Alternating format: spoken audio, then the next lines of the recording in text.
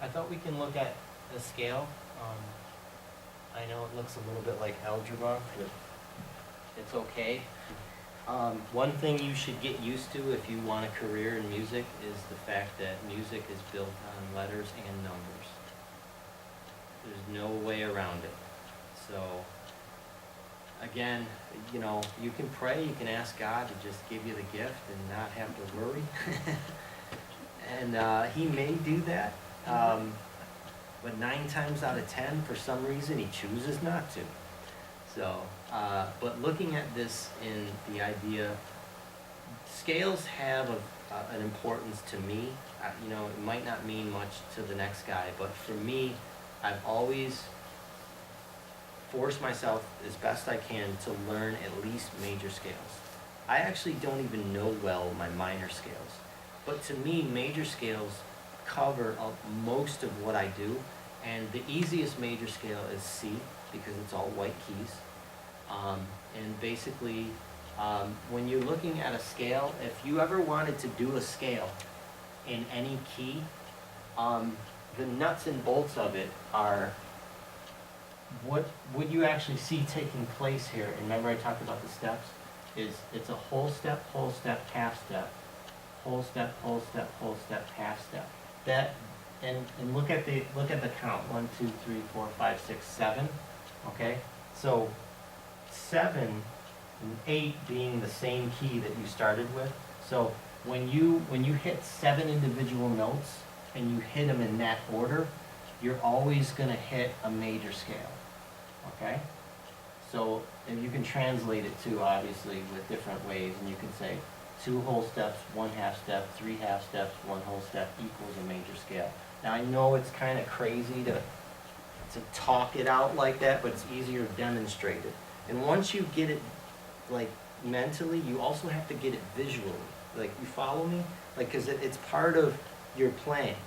You know, I'm a type of person that I personally, like, I connect with things visually. So if you can see there, what I'll do is I'll just run the C major scale. Okay? And I'm not going to give you the textbook example of, you know, have to cross your finger at a certain key and all this stuff. You know, if you're comfortable doing it and you get the same result, I'm happy for you. So just allow me to do this. Okay, so that's 1, 2, 3, 4, 5, 6, 7 notes, and then the final note, if I want to get back to my octave again, okay, that's the 8th, would be considered the 8th, or the 1 again.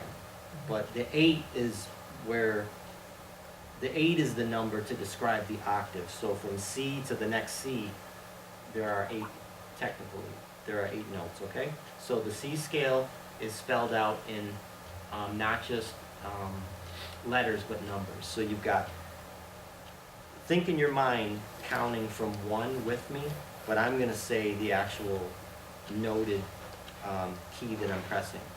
So it's C meaning 1, okay? So C, D, E, F, G, A, B, C. Or, like I said mentally, 1, 2, 3, 4, 5, 6, 7, 8, okay? So a major scale is very, very important, because if you know how to obtain a major scale, then you can obtain it anywhere. And the beauty of that is, let me give you an example. Like if I'm playing in C, and some of this is on my videos, I touched on like how I would like applicate this in a church environment. So I'm playing in C, okay? And the movement part of C is F, and I go to F. Now the beauty to me, what I like about scales is that I'll just do a scale movement, and then I won't live there, but I'll come back home again. So maybe a grace note of sorts, or I'll split the scale up, okay? So notice I'm not doing anything but the major scale right there, okay?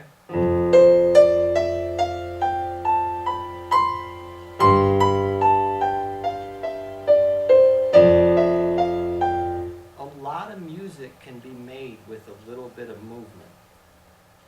You know what I'm saying? The value of knowing the scale. And that you can also attempt that in an octave mode, where you're hitting both the same notes. So you got, it's brighter. Okay? It's really, there's not a whole lot going on. I'm just using that C movement and to give you the example. So for me, I find out there's a lot of value to knowing your major scales. So if it's not an importance to you, I would make it an importance to you, because there's a lot of stuff you can do, you know. And I do that all day long. Like I just.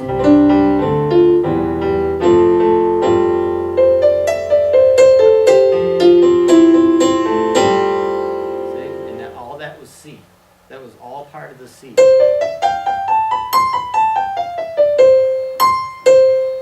I just used C major scale on that. That was it.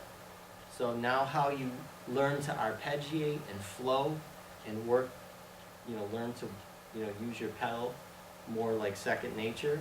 Okay. So why don't we all try that? Why don't you actually hold down, why don't you go to the F key?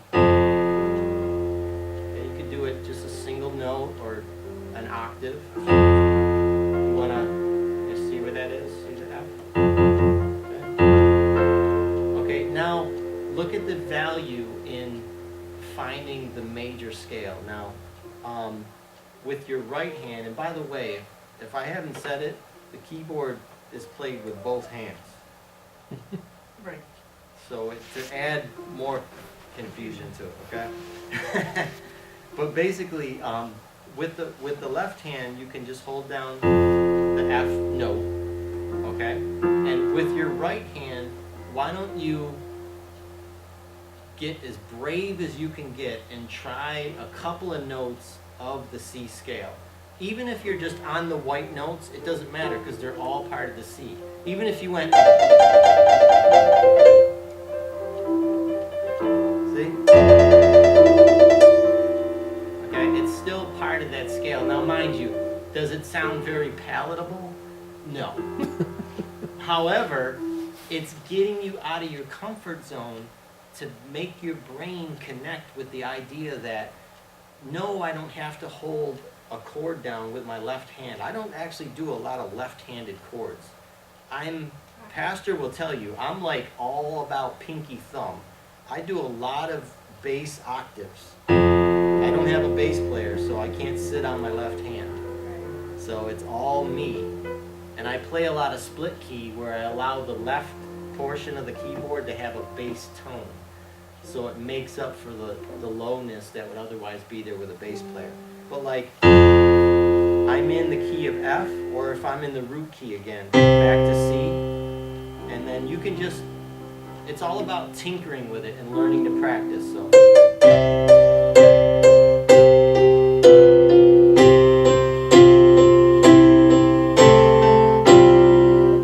While you're doing all that, Cynthia asked me about timing.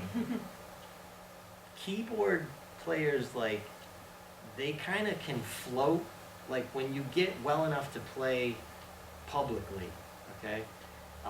Work out the kinks privately before you try to display them publicly. That's my recommendation. And most of all, you know, rhythm, I guess, you know, is rhythm one of those things that you're born with? Maybe I was born with rhythm. Well, if that's the case, I just want to praise the living God right now. Because, you know, His name be praised, because you can't survive without it. And if it's a hang-up for you, it's something you really... The tough thing about even trying to teach the keyboard is the idea, like I said, with the vitamins. There's a common vitamin, and there's all the sub-levels of vitamins. You see all the elements and the sub-levels that are attached to doing this. The beauty is once you get over that threshold, and the more you commit yourself, you actually got to, I don't know, this is probably a weird term, but you got to marry yourself to this. You do. And if you don't, then I don't know how else to say it. You're gonna stay. You know, if you don't give yourself to it and to that level, you'll never cross the next threshold. Will get you to the point where you're just doing things, you're not thinking about the pedal.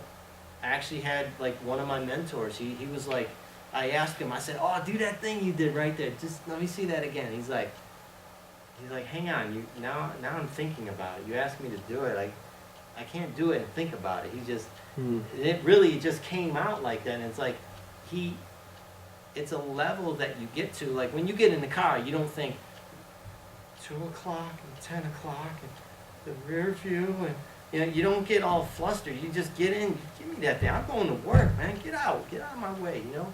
You go. You know what I'm saying? It's just things in life, and so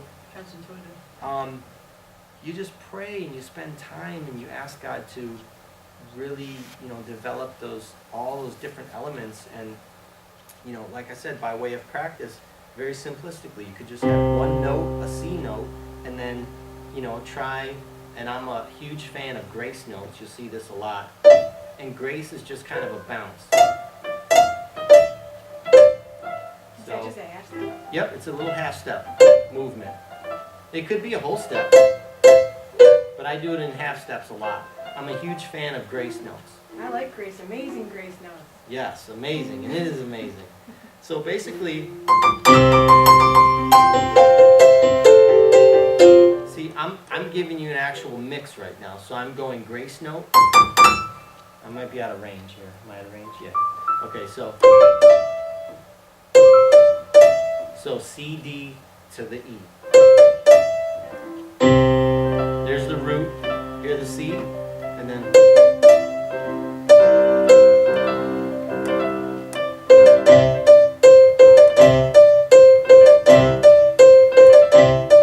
sit home and do that for an hour.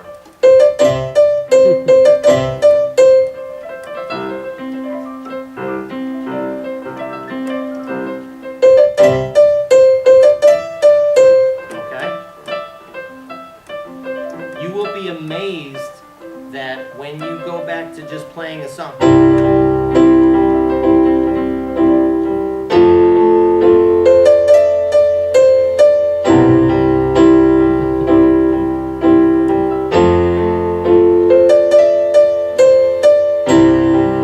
see? Now what you did for an hour, you just slapped in there, but then you came back again. See what I'm saying? And it basically all hinged on the importance of knowing the major scale. And that's what I love about the major scales, because you can do what I like to call scale fills. You can break out, you can have a little fun with it, you know, I'm not saying you're showing off, but God uses that, you know, and really when you incorporate it and it just flows in the music, you know, nobody's really like in their seat going, why did he do that or whatever, because you just did it and it flowed, it was part of it. You went there, you didn't live there, but you came back to what you were supposed to be at.